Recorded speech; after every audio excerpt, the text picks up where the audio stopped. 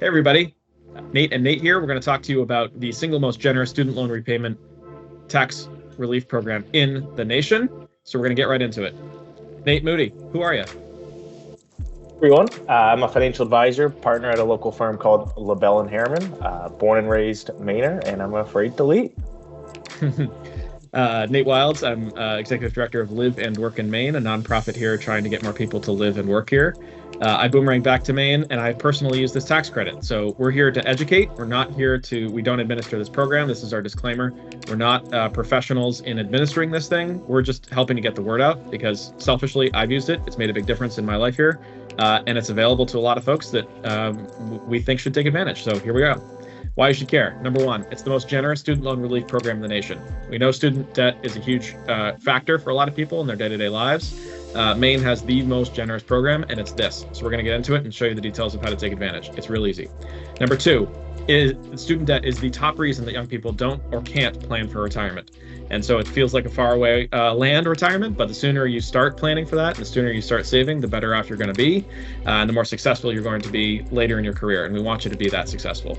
Number three, the updated student credit, which we'll get into what the update really means, but this is an updated program. It's really easy, it's really fast, and it's worth up to $2,500 per year.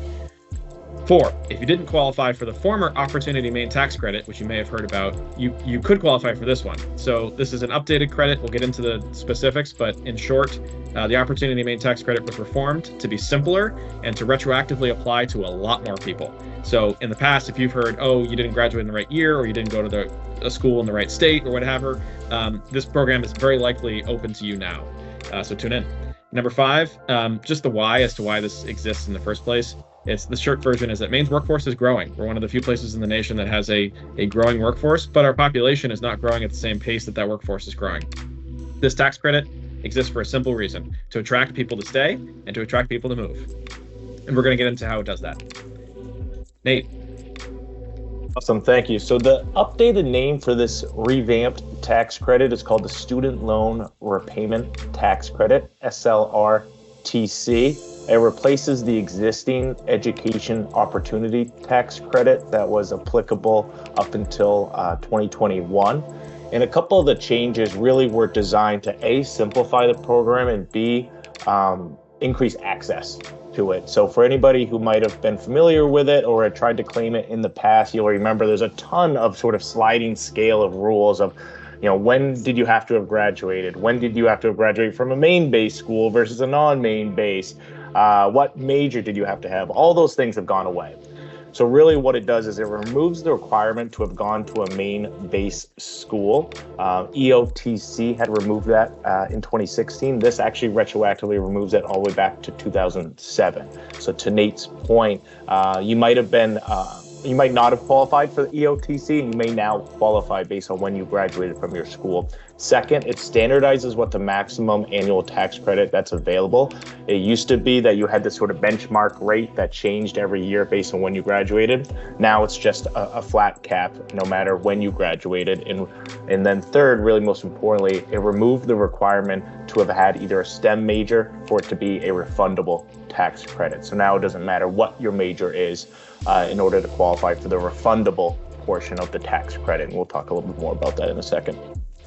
So just to highlight those points, Nate, what you're saying is retroactively removes the requirement to have gone to a Maine-based school. So if you graduated from a school outside of Maine, say I went to school in California, graduated in 2010, if you are still paying your student loan off in 2022, 2023, 2024, you can take advantage of this tax credit. That's correct?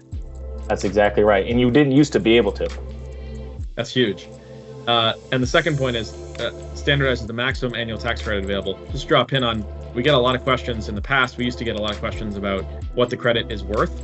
The good news here is that this is a really simple calculation. It doesn't matter what you studied. It doesn't matter what you do for work.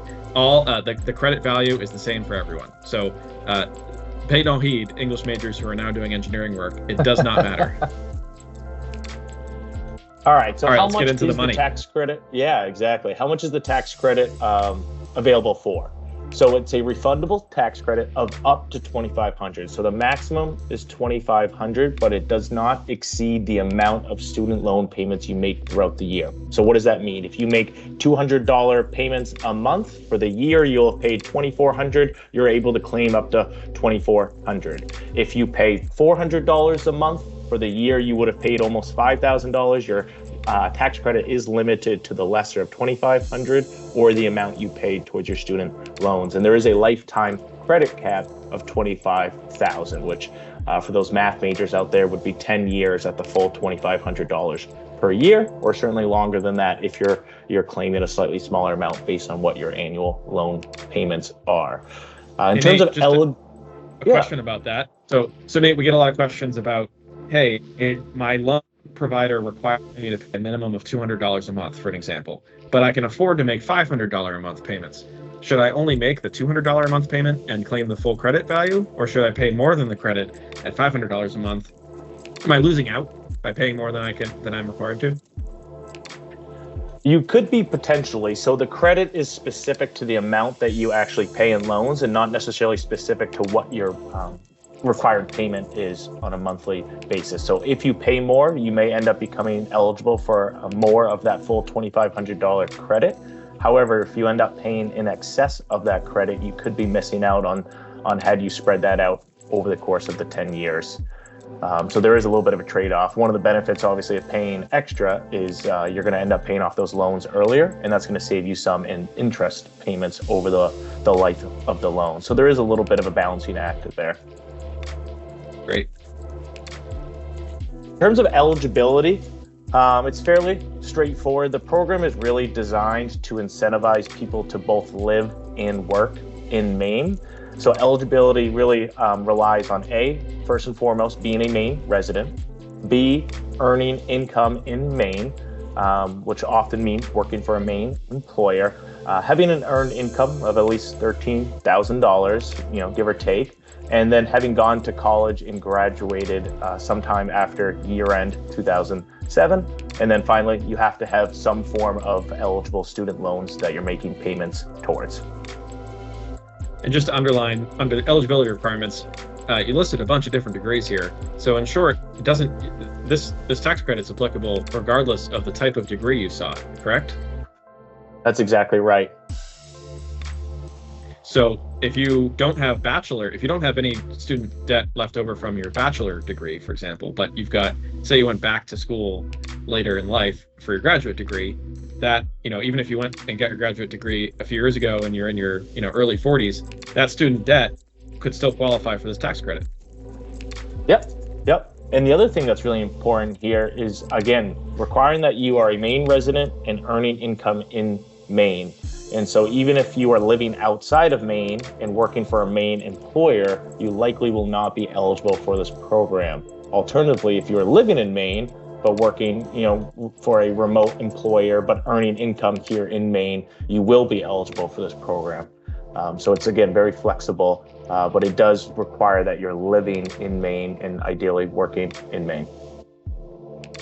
That's right. The whole point is we want you here in Maine, generating economic value for our state and being a part of our communities, right? Mm-hmm. Okay, let's keep going. So, all right, that's the value, but how do I take advantage? What is this thing and how do I claim it? How do I get it? How do I get my money, Nate? Yeah, so the application process is fairly straightforward, and they do have the tax worksheet listed right on the Maine Revenue Service website, which I know we'll include links to here in a little bit. But basically what they require is some form of documentation that shows A, you actually graduated, B, that you have eligible education loans. They're not a car loan or a mortgage or a snowmobile loan, whatever it is. And then 3, that you're actually making those payments throughout the year. And so that can be a fairly straightforward process. Nate, I know you've filed for this credit yourself. Maybe you can talk about how you got some of these documents for anybody who maybe it's been a minute since they graduated from college and don't exactly have a copy of their transcript laying around. That's right, and that was me. It's been more than a minute at this point. A copy of your college transcript, I didn't even know if I got one to begin with. That's a document that shows the credit hours you've earned and sort of as proof that you've actually graduated. I had to call the bursar's office. I went to the University of Maine here in Orono, and so I had to call the bursar's office to get a copy of that. It's typically very available. A lot of schools have that available online if you've got still a login credential for that. And if not, just give either the financial aid office or the bursar's office a call. Universities and colleges keep those on file for a very long time, if not forever. And so it's pretty easy to get a hold of, but it might take a little bit for them to get back to you because there's typically a backlog of requests there. So start with that one, just in case your college or university takes a little bit to get back to you. The second part is documentation that the educational loans qualify for the tax credit. This is language from the state. So we just copied this here. This is how the state government wants, this is what they're saying. What that really means is there just has to be proof that this is not a loan from your parents, or this is not some other kind of debt that you use for education. It has to be education debt. So how personally, and this is not formal advice, but what I know was worked for me is I took a screenshot of my loan dashboard from the loan provider that I had, and I took a screenshot for the third item here that the actual student loan payments you made were directly to the lender. I took a screenshot of the page that showed my payment history, and that was proof that both my loans came from a legitimate provider of education debt and that I made my payments directly to them. So screenshots work for me. There may also be formal documentation provided by providers. So when in doubt, always try to get the most formal documentation that you need. But if what you provide is insufficient, Maine Revenue Services will come back to you and request additional documentation. So if you submit a screenshot, for example, and it's not sufficient for whatever reason, because you left something out, or maybe they've changed their policy for this year, I'm not sure. MRS will come back to you and say, hey, we actually need, a different formal, we need a formal letter signed by your lender or what have you. The good news there is that even if you have to do that extra work, as long as you file this with your income tax return on time, you will not be late. So they may come back to you after the tax deadline and say, everything looks good, except we need additional documentation. And that's fine. You're not going to be penalized for being late at that point. But it shouldn't be that complicated. So, just start with what you're currently doing. Look for documents if they offer them. If they don't offer formal documentation, take screenshots and submit an honest best effort and go from there. Perfect. So I think when we slip to the next page, I think when people hear the word tax worksheet, the hair on their neck kind of stands up. It's a little bit intimidating, but the state has really worked to try to streamline what this process looks like as much as possible. So we actually included the entirety of what the form is. So this is the top half, and the next slide will be the bottom half. But if we actually flip back one more page, I apologize, Nate. It's fairly self-explanatory, right? It's your name, social security number, what degree or degrees you graduated from. There is a slight retroactive tax credit that could potentially be applicable under the EOTC, which was the old tax credit program. We're not going to go into too much detail on it, but one of the provisions in that tax credit allowed you to carry that credit over into the future. And so that's why they do address that under subsection D there. But beyond that, the date you graduated, and then obviously the state or country where the college you graduated from is located. We flip to the next page. Fairly straightforward. This is just asking all of that information we talked about is required for you to be eligible for the program. So A, did you actually earn income above what the minimum stated amount is? Did you make eligible payments? And if so, how much? How much of that tax credit, prior tax credit program, are you carrying forward?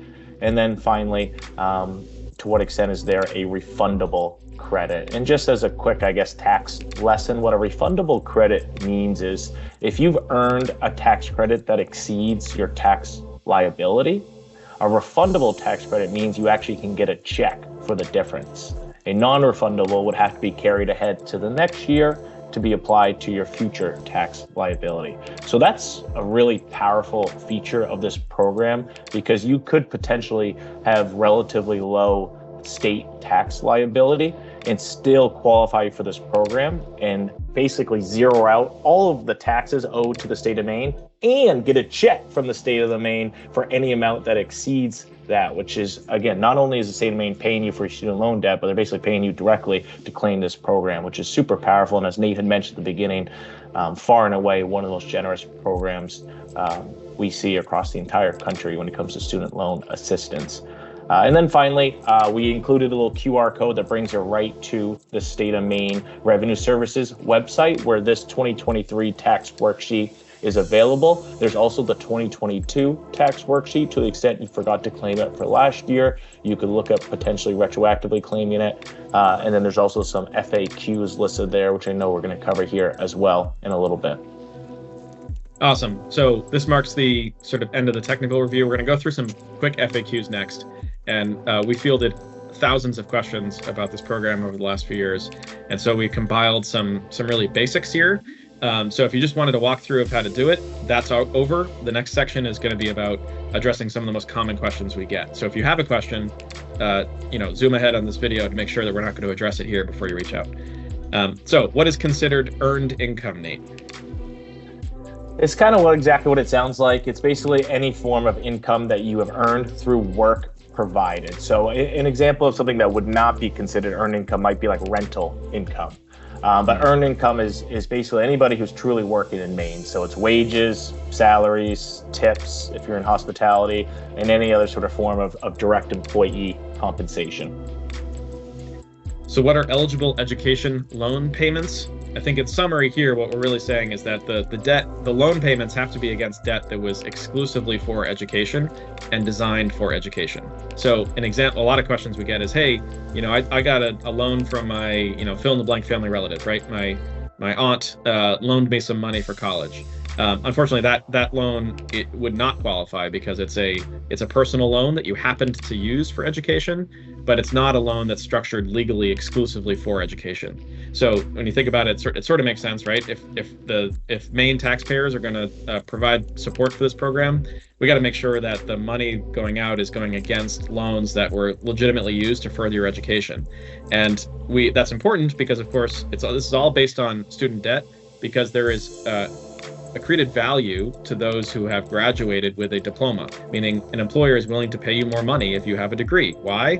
Because it brings experience, it brings knowledge, all the good things we know about education. And so there's the economic value tied to your degree. And so the reason that this is tied exclusively to education debt is because, again, that education debt is economically tied to the value you're now creating as a graduate. So just think of it that way, is that it's not overly generous for a reason. This is tied specifically to incentivizing and supporting those who have furthered their education, which in turn can help further the economic value of Maine employers. That's perfect. And actually, Nate, if we jump back just really quickly, one other point I wanted to make there is A, it has to be in the name of the qualifying individual. So if you took out a loan on behalf of a child, you are not eligible for this tax credit unless you yourself have loans on your own behalf, to Nate's point.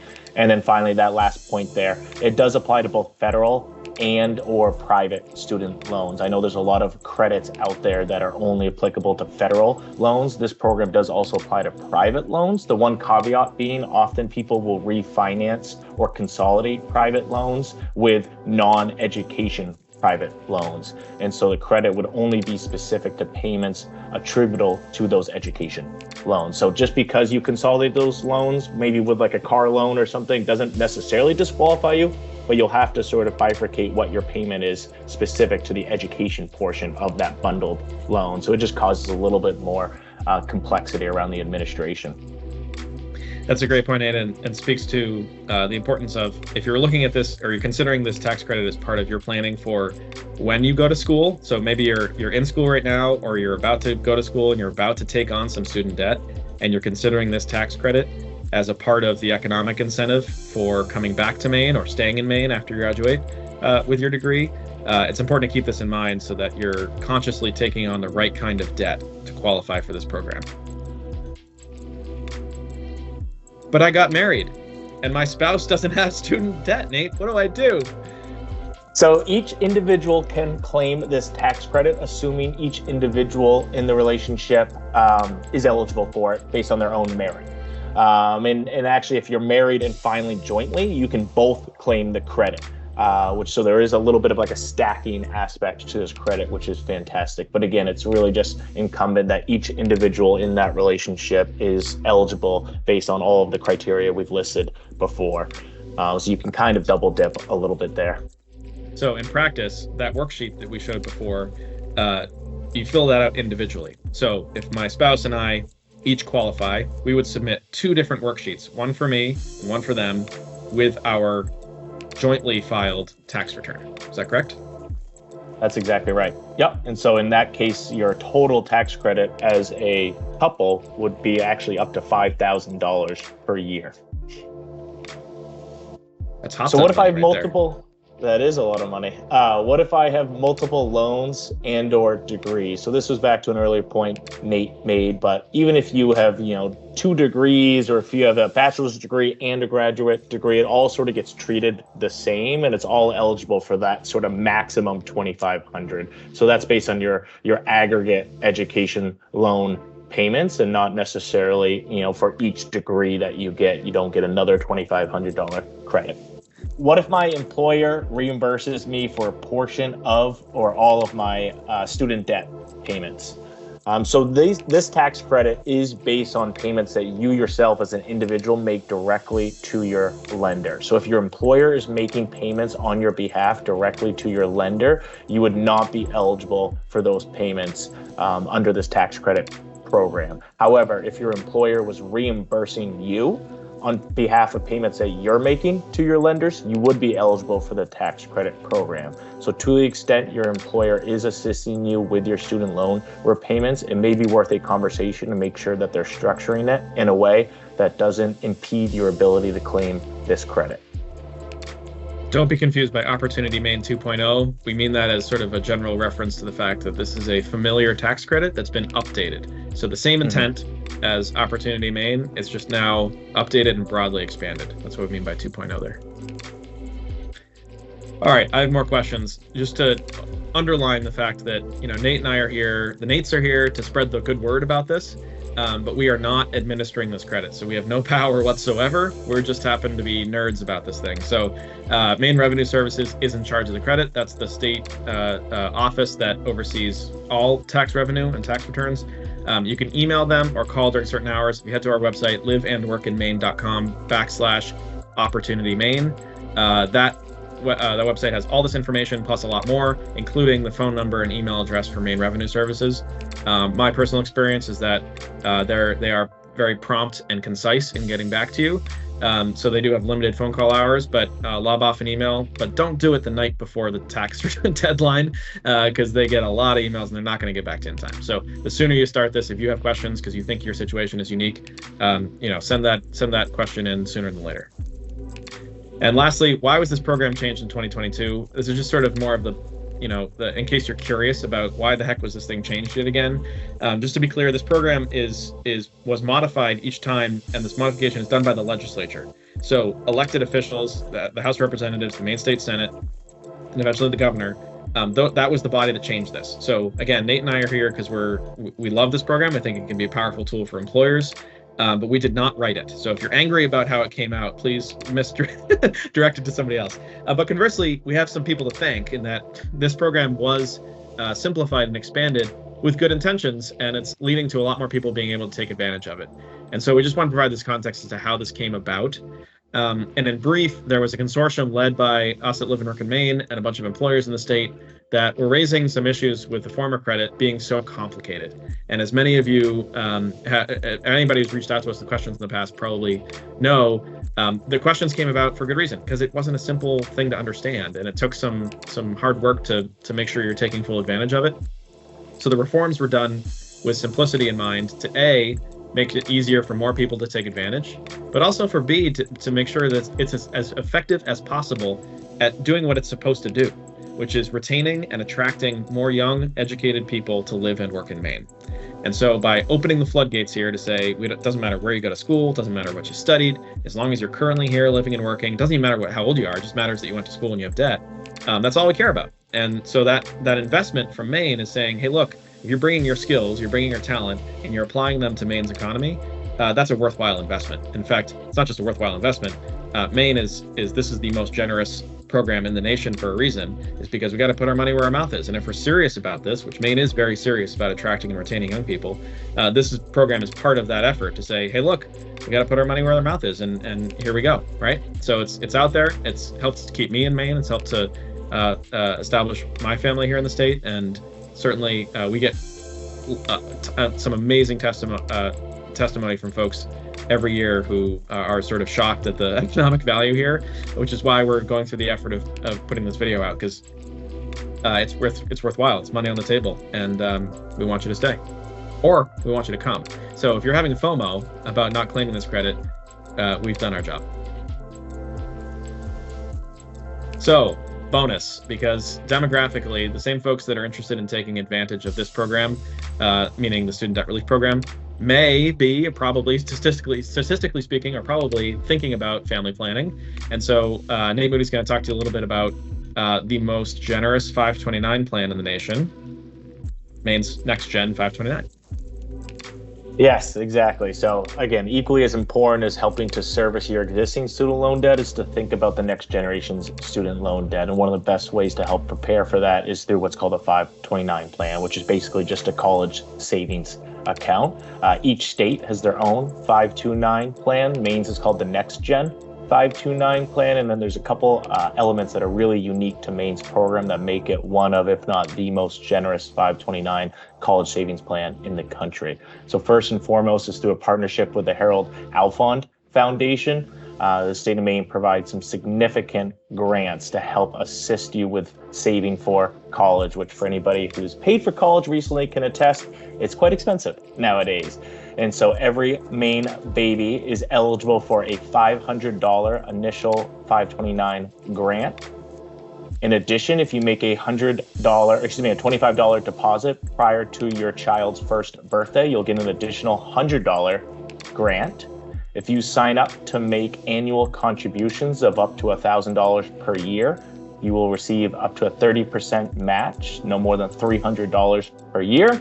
And then finally, set it and forget it. So the state of Maine wants to reward you for setting up automated contributions. And if you do so, no matter the amount, you will be eligible for an additional $100 automated funding grant. So you add up all that and you're eligible for, $1,000 plus, and basically free money that the state and the Alfond Foundation is willing to put in on your behalf for preparing for your kids' education.